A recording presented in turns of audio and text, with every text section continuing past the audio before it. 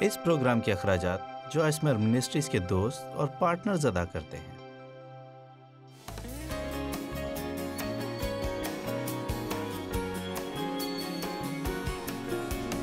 روحانی پختگی۔ آج کے پیغام کا آغاز ایک کہانی سے کروں گی۔ عموماً میں اس کہانی کو پیغام کے آخر میں سناتی ہوں، لیکن آج میں ایسا نہیں کروں گی۔ آج میں اس سے آغاز کروں گی۔ کبھی کبھار میں چاہتی ہوں کہ تھوڑا بہت فرق ہونا چاہیے۔ آمین۔ ایک جوڑا پرانی چیزوں کی کسی دکان میں گیا اور ایک خوبصورت، میرا مطلب ہے کہ ایک چھوٹا سا مگر شاندار چائے کا کپ دیکھا، جو کہ دکان میں ایک شیلف کے اوپری حصے پر رکھا ہوا تھا، اور انہیں یہ بہت ہی پسند آیا تھا۔ یہ کپ سب سے زیادہ خوبصورت تھا اور وہ ہر حال میں اس خوبصورت کپ کو خریدنا چاہتے تھے۔ جب وہ اس کپ کی تعریف کر رہے تھے تو اچانک ہی اس کپ نے بولنا شروع کر دیا اور کہا، کیا تم جانتے ہو کہ میں ہمیشہ ہی سے ایسا نہیں تھا؟ ایک وہ وقت تھا جب کوئی بھی مجھے لینا پسند نہیں کرتا تھا۔ ایک وقت تھا جب میں اتنا پرکشش نہیں تھا۔ میری زندگی میں ایک وقت بھی تھا جب میں ایک بہت ہی پرانا سرمئی مٹی کا برتن تھا، اور ایک دن ماہر کمہار آیا اور اس نے مجھے اٹھایا اور اس نے مجھے تھپ تھپایا اور مجھے نئی شکل دی۔ میں نے کہا، رک جاؤ، تم کیا کر رہے ہو؟ مجھے تکلیف ہو رہی ہے، مجھے چھوڑ دو۔ لیکن اس نے بس میری طرف مسکرا کر دیکھا اور کہا، ابھی نہیں۔ پھر اس نے مجھے اپنے پہیے پر لگایا اور گھمانا شروع کر دیا، گول گول، اور میں چکرا گیا۔ مجھے کچھ نظر نہیں آ رہا تھا کہ میں کہاں جا رہا ہوں۔ مجھے لگا میں گر جاؤں گا۔ ہر چیز گھوم رہی تھی، مجھے نہیں معلوم کہ ہو کیا رہا تھا، اور ساتھ ہی میرے پیٹ میں بھی عجیب سا درد ہو رہا تھا۔ میں نے کہا، مجھے جانے دو، لیکن وہ صرف مسکرایا اور کہا، ابھی نہیں۔ کیا کسی کو یہ علامات محسوس ہو رہی ہیں؟ ٹھیک ہے۔ آخر کار وہ دن آیا جب مجھے ایک نئی صورت ملی، اور پہیے پر گھومتے گھومتے مجھے ایک نئی صورت مل گئی، اور اس گوندھنے اور ڈھالے جانے، دبانے اور نوچنے نے مجھے ایک نئی صورت دی۔ پھر اچانک ہی اس نے مجھے بھٹی میں ڈال دیا، اور اسے پہلی آگ کہا جاتا ہے، اور اس کے اندر بہت تپش تھی کہ میں بتا نہیں سکتا۔ یہ بہت گرم تھی۔ میرا خیال تھا کہ میں اسے برداشت نہیں کر پاؤں گا، شاید مر جاؤں گا۔ مجھے یہاں سے نکالو۔ کیا تمہیں مجھ سے پیار نہیں؟ میں رو رہا تھا۔ تو مجھے اکیلا کیوں چھوڑ رہے ہو؟ بھٹی کا دروازہ شیشے کا تھا تاکہ کمہار اندر کا سارا حال دیکھ سکے، لیکن اس کے پیچھے چہرے پر ایک مسکراہٹ تھی۔ اس کے چہرے اور آنکھوں میں خاص تاثر تھا، لیکن وہ مجھے باہر نکالنا نہیں چاہتا تھا۔ وہ صرف مسکرا رہا تھا اور کہہ رہا تھا، ابھی نہیں۔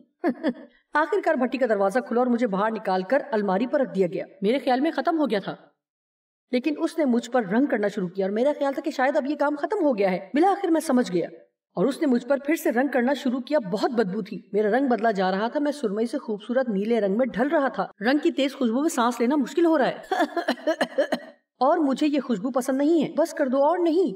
لیکن اس نے پھر کہا، ابھی نہیں۔ پھر اس نے مجھے دوسری بھٹی میں ڈال دیا، اور یہ دوسری آگ کہلاتی ہے، اور یہ پہلی والی سے زیادہ گرم تھی۔ میرا خیال تھا کہ اب تو میں واقعی مر جاؤں گا، میری زندگی کا خاتمہ آ گیا ہے، یہ تو مجھے مار ڈالے گا۔ مہربانی سے مجھے باہر نکالو، میں یہ برداشت نہیں کر سکتا۔ اس وقت شاید آپ میں سے کچھ لوگوں کی یہی صورتحال ہے۔ خداوند، میں تجھ سے کہہ رہا ہوں، میں یہ برداشت نہیں کر سکتا۔ ناقابل برداشت ہے خداوند، حقیقتاً یہ ناقابل برداشت ہے۔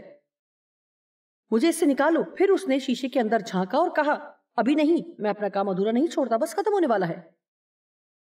پھر ایک دن بھٹی کا دروازہ کھلا اور اس نے مجھے باہر نکالا اور مجھے اوپر شیلف پر رکھ دیا تاکہ مجھے ٹھنڈک پہنچے۔ مجھے یہ پسند ہے، خدا آپ کو شیلف میں رکھ دیتا ہے تاکہ آپ کی گرمی ختم ہو سکے۔ اور پھر ایک دن جب میری گرمائش ختم ہو گئی تو وہ ایک شیشہ لایا اور میں نے خود پر نظر کی، اور مجھے یقین نہیں آ رہا تھا کہ میں کس قدر خوبصورت بن گیا ہوں۔ مجھے یقین نہیں آ رہا تھا کہ میں کس قدر بدل گیا ہوں۔ اب میں بالکل بھی پہلے کی طرح پرانا اور گھسا ہوا مٹی کا برتن نہیں تھا۔ اب میں ایک خوبصورت اور نازک چائے کا کپ تھا، اور سب لوگ مجھے چاہتے ہیں۔ لیکن میری زندگی میں ایسا وقت تھا جب کوئی بھی مجھے نہیں چاہتا تھا، اور نہ کوئی مجھے پسند کرتا تھا، اور کوئی بھی مجھ پر توجہ نہیں دیتا تھا۔ ہر کوئی مجھے ٹھوکر مار کر چلا جاتا، لیکن اب میں خاص ہوں، لیکن میں ہمیشہ ہی ایسا نہیں تھا۔ اس طرح سے آپ خداوند کی تعریف کریں۔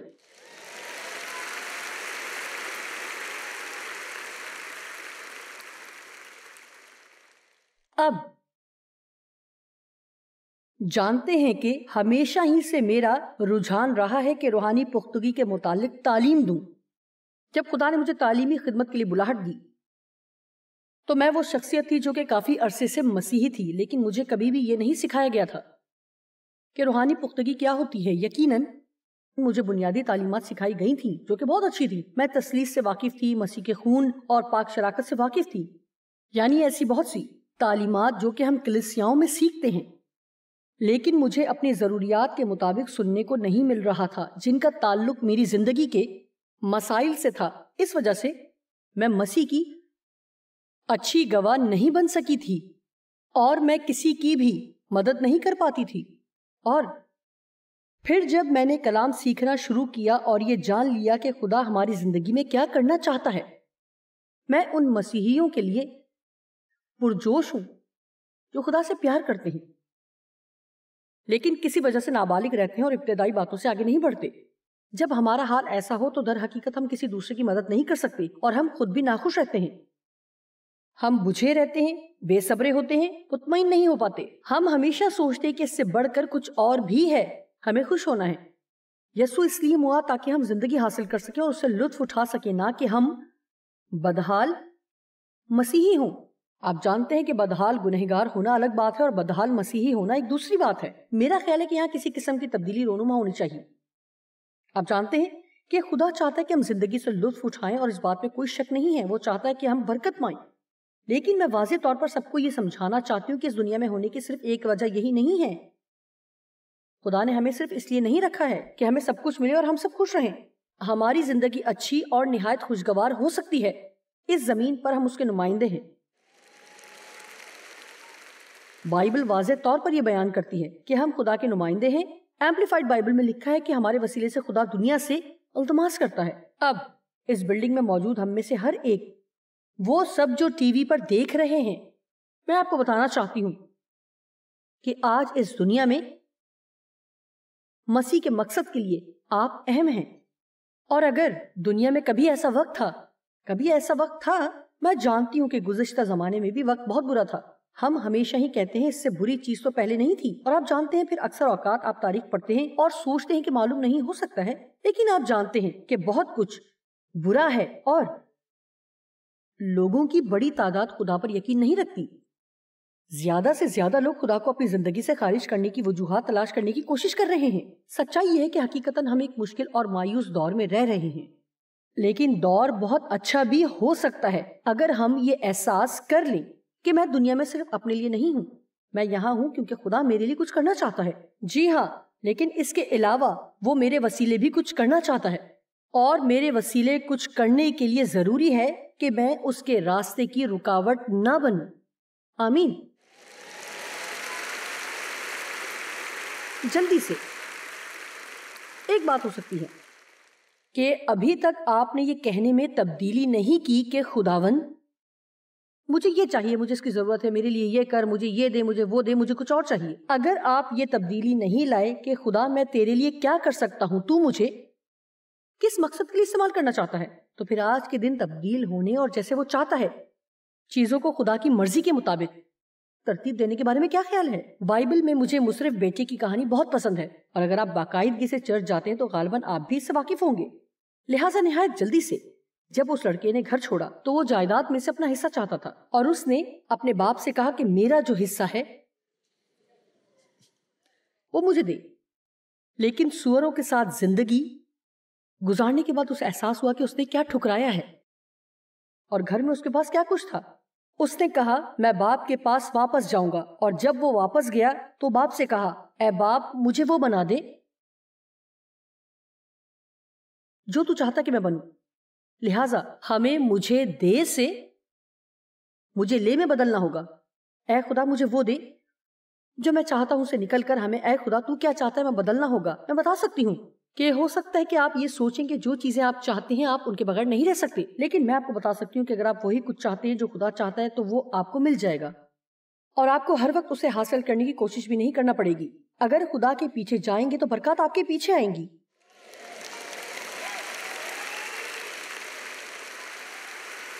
میرے پاس بہت سی چیزیں ہیں جو مجھے چاہیے، اور میرے پاس وہ چیزیں بھی ہیں جو مجھے نہیں چاہیے، اور کچھ چیزیں جو میں چاہتی ہوں نہیں ہیں۔ ہم سب کی اپنی خواہشات ہیں، ہم سب کو ہی کچھ نہ کچھ چاہیے ہوتا ہے، لیکن ہمیں چیزوں کو درست کرنے کی ضرورت ہے۔ تو خداوند یسوع نے کہا اگر تو چاہے تو یہ پیالہ مجھ سے ٹل جائے، تو مجھ سے ہٹا لے، تیری مرضی پوری ہو نہ کہ میری۔ روحانی پختگی۔ روحانی پختگی کیسی دکھائی دیتی ہے؟ اگر کوئی شخص روحانی طور پر بالغ ہے تو وہ کون سی چیزیں ہیں جو ہم ان کی زندگی میں دیکھ سکتے ہیں؟ سب سے پہلے ان کی زندگی میں ضبط نفس ہوتا ہے۔ وہ زیادہ تر یہی دعا کرتے ہیں کہ اے خدا مجھے تیری مرضی چاہیے۔ وہ اپنے الفاظ میں بہت محتاط ہوتے ہیں، ان کی گفتگو بہت منظم ہوتی ہے۔ وہ اپنے جذبات پر نہیں چلتے، ان کے بھی جذبات ہوتے ہیں، لیکن وہ اپنے جذبات کو خود پر حاوی نہیں ہونے دیتے کہ ان پر اختیار رکھیں۔ وہ بہت زیادہ مستقل مزاجی رکھتے ہیں۔ ایسا نہیں کہ ایک دفعہ یا دوسری دفعہ وہ ویسا ہی مزاج رکھیں۔ ایسا نہیں کہ حالات اچھے ہوں تو وہ خوش ہوں گے اور جب حالات اچھے نہ ہوں تو وہ ناخوش ہوں گے، بلکہ یعنی مستقل مزاجی رکھتے ہیں، بہت زیادہ سخاوت۔ ایک حقیقی مسیحی کو روپیہ پیسہ دینے کے لیے مجبور نہیں کرنا پڑتا کہ وہ دے۔ وہ ہر روز لوگوں کے لیے برکت کا باعث ہونے کے طریقے ڈھونڈنے کی کوشش کرتے ہیں۔ روحانی طور پر پختہ مسیحی میں بہت زیادہ حلیمی ہوتی ہے، جلد معاف کر دیتے ہیں اور مشکل سے ہی ناراض ہوتے ہیں۔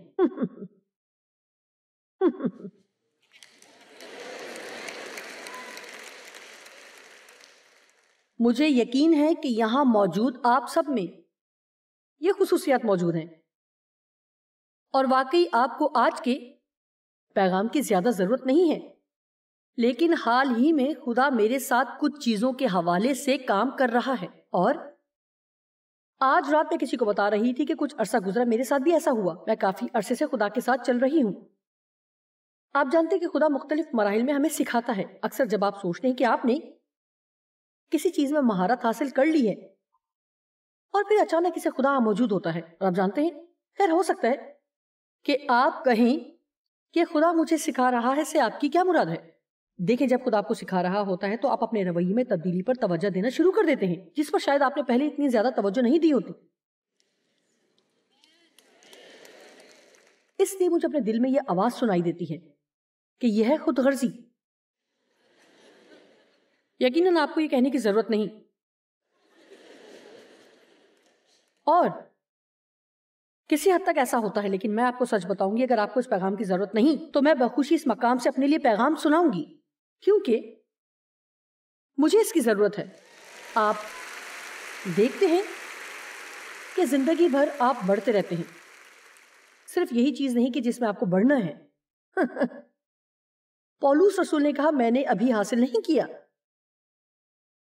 لیکن میں ایک کام کرتا ہوں کہ جو گزر گیا اسے بھول کر آگے کی طرف دوڑا ہوا جاتا ہوں تاکہ آگے کی چیزیں حاصل کروں۔ وہ کہتا ہے، سنیں، اس نے کہا، میں عزم رکھتا ہوں کہ ان چیزوں کو حاصل کروں جس کے لیے مسیح موا تاکہ میں اس درجے تک پہنچوں۔ لہٰذا وہ کہتا ہے، یسوع صرف اس مقصد کے لیے نہیں موا کہ ہم آسمان پر جائیں، بلکہ اس لیے کہ ہم مسیح کی مانند بنتے جائیں، اور جب تک ہم زمین پر ہیں اور اس کی صورت پر ڈھلتے جائیں۔ وہ کہتا ہے کہ یسوع نے باپ کو ظاہر کیا، اور اب اس نے ہمیں یہ کام دیا ہے کہ یسوع کو دنیا پر ظاہر کریں، اور ہمیں یہی کام کرنا ہے۔ اور یہ صرف ٹی وی پر آنے یا میرے جیسے لوگوں کا ہی کام نہیں جن کے سامنے بڑا مجمع ہو۔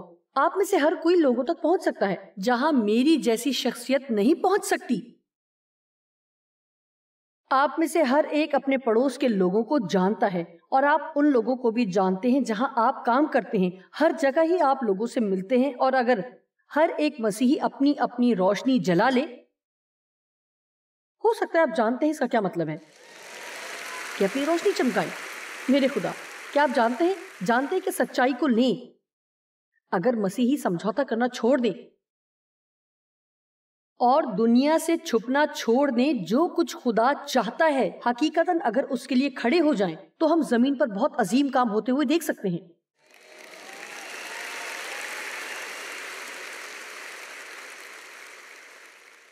اس لیے میں ہمیشہ ہی مختلف طریقوں سے ان خطوط پر منادی کرنے کی کوشش کرتی ہوں۔ میں ہر وقت ایک ہی بات کی منادی نہیں کرتی رہتی، لیکن میں ان خطوط میں سے کلام سناتی ہوں کیونکہ میں جانتی ہوں نابالغ مسیحی ہوتے ہوئے ہم خوش نہیں رہ سکتے۔ مجھے آپ کا نہیں پتا، لیکن اگر مجھے یہاں ہونا ہے تو مجھے خوش ہونا ہے۔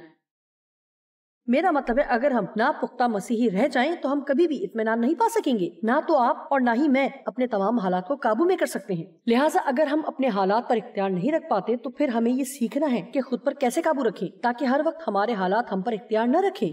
آمین. جی. 2 کرنتھیوں 3 باب اور 18ویں آیت. مگر جب ہم سب کے بے نقاب چہروں کو ذہن میں رکھیں، میں اس کی وضاحت کروں گی کیونکہ ہم اس پر مسلسل ہی زور دیں گے. خداوند کے کلام میں سے دیکھیں گے کہ خداوند کا جلال اس طرح منعکس ہوتا ہے جس طرح آئینے میں،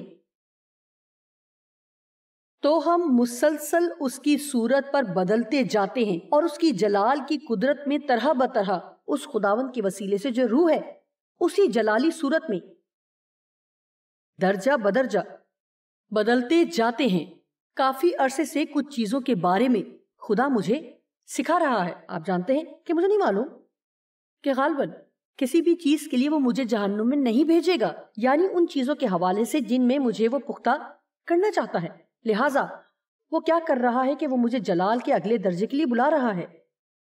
جلال سے جلال تک، جلال سے جلال تک، جلال سے جلال تک. یہ ضروری نہیں کہ ہمیشہ ہی آپ کو کسی نہ کسی چیز کا سامنا کرنا پڑے گا، ایسی چیز جسے لازماً پیچھے چھوڑنے کی ضرورت ہوتی ہے تاکہ آپ اگلے مرحلے میں داخل ہوں جو خدا نے مقرر کیا ہے. لہٰذا اس ہفتے کے اختتام تک میں امید کرتی ہوں کہ خدا کے کلام کے وسیلے ہم آپ کی مدد کر سکیں گے. آپ کے راستے سے آپ کے ماضی کی کچھ رکاوٹوں کو ہٹائیں تاکہ آپ آگے بڑھیں اور فیصلہ کریں، کچھ چیزوں کو ترک کر دیں اور آگے بڑھیں اور وہ کرنا شروع کریں جو خدا چاہتا ہے کہ آپ کریں.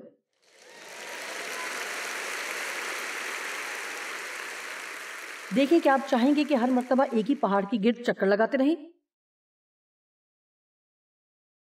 آپ میں سے بہت سے لوگ ایک ہی جگہ میری طرح گھوم رہے ہیں.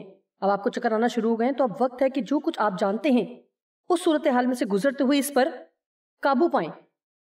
اس لیے وہ کہتا ہے کہ جب ہم کلام پر غور کرتے ہیں تو یہ آئینے کی طرح بن جاتا ہے، اور جب ہم کلام پر غور کرتے ہیں تو ہم نہ صرف یسوع کو دیکھتے ہیں بلکہ ہمیں اپنی صورت بھی نظر آتی ہے. کیا آپ کے ساتھ کبھی ایسا ہوا ہے آپ سوچتے ہیں کہ میں تو کافی عرصے سے چل رہی ہوں، کافی عرصے سے ایسے ہی چل رہا ہے؟ یاد رکھیں، کلام ہمیں یاد دلاتا ہے. ہر بار جب میں کلام پڑھتی ہوں تو میں کوئی نئی بات تو نہیں سیکھتی، لیکن یہ مجھے ان چیزوں کی یاد دہانی کراتا ہے جن کی مجھے اس وقت ضرورت ہے. میں واضح طور پر آپ کو کچھ بتانا چاہتی ہوں اور یہ بہت ہی اہم ہے، یہ بہت ضروری ہے کہ آپ اسے سنیں. جب تک خود کو مجرم تصور کیے بغیر آپ خدا کی طرف سے اس کی قائلیت اور اصلاح کو قبول نہیں کرتے تو ہم کبھی بھی نہیں بدلیں گے.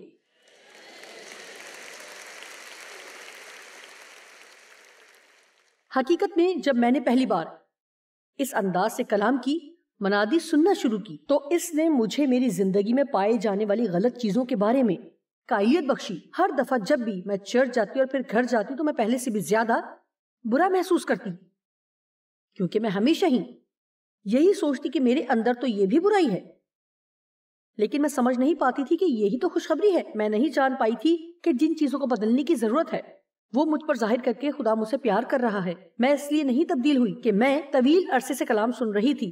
جب تک آپ خود کو صرف مجرم محسوس کرتے رہیں گے، ہر مرتبہ جب بھی کلام سن کر آپ کسی چیز کے بارے میں قائلیت محسوس کرتے ہیں، یا جب خدا آپ کو کچھ سکھاتا ہے، تو جب آپ دعا کر رہے ہوں یا کلام میں سے کچھ پڑھ رہے ہوں جس سے آپ کو قائلیت ملتی ہے، اور اگر اپنے بارے میں آپ کا پہلا رد عمل الزام، احساس جرم اور برا احساس ہوتا ہے تو پھر آپ وقت ضائع کر رہے ہیں. آپ کبھی بھی نہیں بڑھیں گے، اور ابلیس کو یہ پسند ہے کہ آپ پہلے سے بھی زیادہ برا محسوس کریں.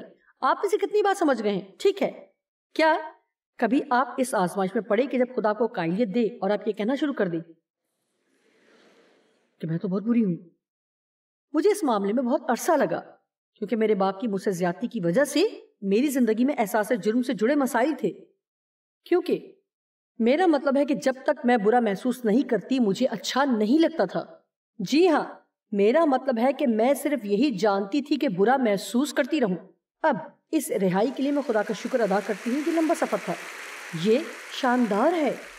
خدا مختلف چیزوں کے بارے میں مجھے سکھاتا چلا آ رہا ہے. میں یہ بھی بتا سکتی ہوں کہ میں نے ایک مرتبہ بھی برا محسوس نہیں کیا, ایک بار بھی الزام اور احساس جرم محسوس نہیں کیا. ہاں, افسوس ضرور ہوا.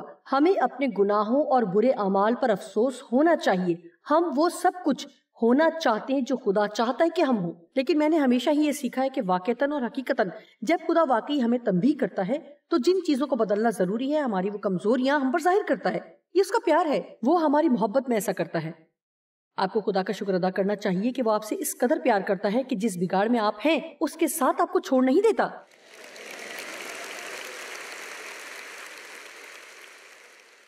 اچھا اب سنیں, پہلے کی طرح یہ دعا کرنے کے بجائے کہ اے خداوند یا یہ یا وہ یا کچھ اور بدل دے, کیوں نہ یہ کہنے سے شروع کرے خداوند مجھے بدل دے.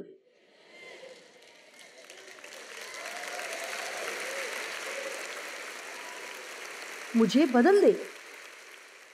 کیونکہ اگر ہم بدل جائیں گے تو ہمارے حالات ہمیں اتنا پریشان نہیں کریں گے جتنا اس وقت کر رہے ہیں. ہم خدا سے توقع نہیں کر سکتے کہ وہ دنیا کے ہر شخص کو بدل دے تاکہ ہم خوش ہو سکیں. او خدایا, ان کو میری مرضی کے مطابق بدل دے تاکہ مجھے کوئی مسئلہ نہ ہو. ہم جانتے ہیں کہ ہمیں بدلنے اور ہمارے مسائل کو ختم کرنے کے لیے خدا ہمیں ستانے والے لوگوں کو استعمال کرتا ہے. آپ اپنے ارد گرد کے لوگوں سے بھاگ کر دور جا سکتے ہیں. آپ کسی اور جگہ جاتے ہیں لیکن وہاں پھر اسی طرح کے اور لوگ ہوں گے جن کا سامنا کرنا پڑے گا. کچھ بھی ہو, آپ کبھی بھی ان سے جان چھڑا کر بھاگ نہیں سکتے کیونکہ ہم سب میں کچھ خامیاں ہیں اور آپ کو تراشنے کے لیے خدا سے بہت سے اوزار ڈھونڈ لے گا. آمین, ہاللیلویا. تو اس کا کیا مطلب ہوا؟ ہمارے بے نقاب چہروں سے, لیکن اس بات کا دوسرا کرنتھیوں 3 باب سے کیا تعلق ہے؟ اس لیے اب ہم کلام مقدس میں سے آیت 13 پڑھیں گے.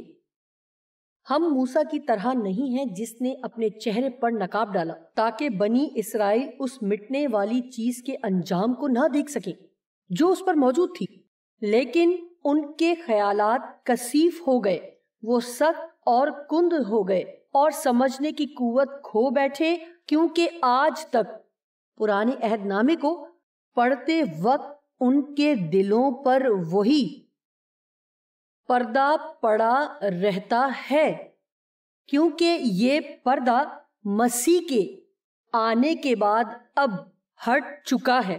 اب یہاں ہمارا ایک مسئلہ ہے.